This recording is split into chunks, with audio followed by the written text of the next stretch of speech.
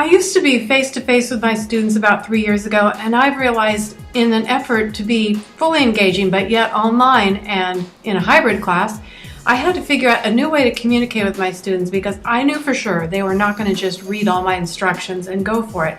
Or if I did present my class that way, it was going to be pretty darn boring and I couldn't have an expectation that they'd be excited about my material. My favorite new tools to use with my students, whether it be hybrid or online, are the Google Docs spreadsheets, the Google Forms, WordPress blogs, and then the screen capture to be used with Prezi or just to capture something in the class that I'm teaching with technology.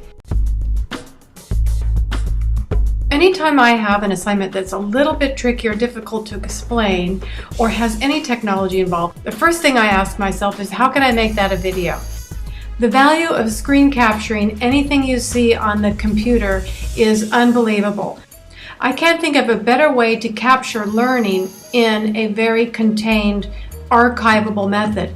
And I find that it's so useful that I'm doing it more and more often, and you'll find behind each one of these tabs I have a screen capture that's been converted to a YouTube, and you can just click and play. And that is exactly what my students are able to do. The beauty of it, on top of the convenience, is that students can play and control the video. They can go back and rewind, they can fast forward if they're in a hurry. And this gives me a chance to give them extra details because I'm narrating at the same time. The other value of a screen capture is that you can add music to change the mood or change the effect to keep it moving and give it some pace.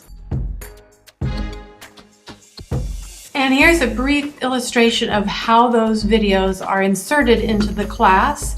You can see that I have one just about every week, so they get very accustomed to this step-by-step instruction. And here's how it feels for students when they encounter a video. They're just going to play. The final week then is...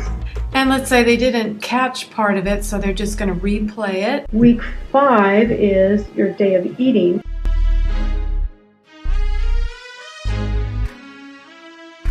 Using the free Jing is very convenient, one that you would have hand graded in some way, and turn on the Jing program, wait for the little countdown. This is a wonderful chance to have a conversation with students on things that you wouldn't possibly take the time to write out. And if you find that the screen capture idea is of interest to you, there is a free version called Jing made by TechSmith. Here's the website right here, techsmith.com.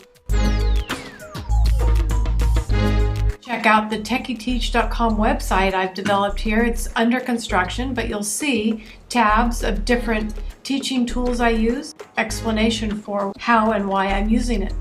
Maybe you'll find something of interest to you.